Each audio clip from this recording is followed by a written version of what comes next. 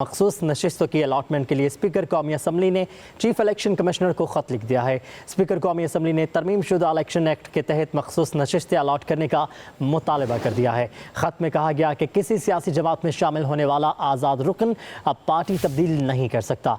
Election act में तरमीम के बाद सुप्रीम कोर्ट के फैसले पर अमल दरामद नहीं किया जा सकता। स्पीकर कौमी असम्बली के बाद स्पीकर पंजाब असम्बली ने भी इलेक्शन कमीशन को खत लिख दिया है। मलिक अहमद खान ने मखसूस नशिस्तों की अलाटमेंट तरमीम शुदा इलेक्शन एक्ट के तहत करने का मुतालबा किया है। मखसूस नशिस्तों की अलॉटमेंट के लिए स्पीकर कौमी असम्बली ने चीफ इलेक्शन कमिश्नर को खत लिख दिया। तरमीम शुदा इलेक्शन एक्ट के तहत मखसूस नशिस्तें अलॉट करने का मुतालबा कर दिया। खत में कहा गया कि किसी सियासी जमात में शामिल होने वाला आज़ाद रुकन अब पार्टी तब्दील नहीं कर सकता। तरमीम शुदा इलेक्शन एक्ट पर अमल दरामद इलेक्शन कमीशन की आईनी और कानूनी जिम्मेदारी है। इलेक्शन एक्ट में तरमीम के बाद सुप्रीम कोर्ट के फैसले पर अमल दरामद नहीं किया जा सकता।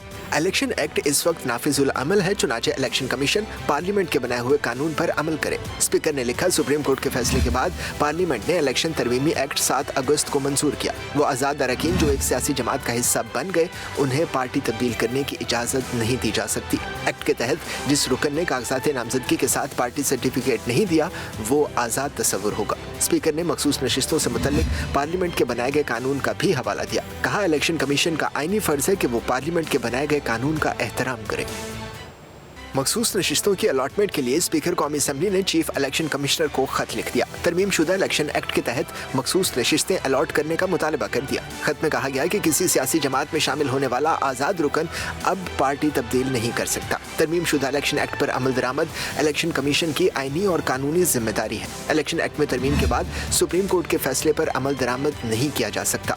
इलेक्शन एक्ट इस वक्त नाफिजुल अमल है, चुनाचे इलेक्शन कमीशन पार्लियामेंट के बनाए हुए कानून पर अमल करे। स्पीकर ने लिखा, सुप्रीम कोर्ट के फैसले के बाद पार्लियामेंट ने इलेक्शन तरमीमी एक्ट 7 अगस्त को मंजूर किया। वो आज़ाद अरकान जो एक सियासी जमात का हिस्सा बन गए, उन्हें पार्टी तब्दील करने की इजाज़त नहीं दी जा सकती।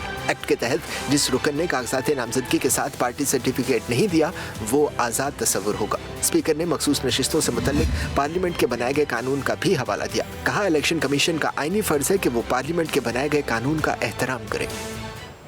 मखसूस नशिस्तों की अलॉटमेंट के लिए स्पीकर कौमी असम्बली ने चीफ इलेक्शन कमिश्नर को खत लिख दिया। तरमीम शुदा इलेक्शन एक्ट के तहत मखसूस नशिस्तें अलॉट करने का मुतालबा कर दिया। खत में कहा गया कि किसी सियासी जमात में शामिल होने वाला आज़ाद रुकन अब पार्टी तब्दील नहीं कर सकता। तरमीम शुदा इलेक्शन एक्ट पर अमल दरामद इलेक्शन कमीशन की आईनी और कानूनी जिम्मेदारी है। इलेक्शन एक्ट में तरमीम के बाद सुप्रीम कोर्ट के फैसले पर अमल दरामद नहीं किया जा सकता।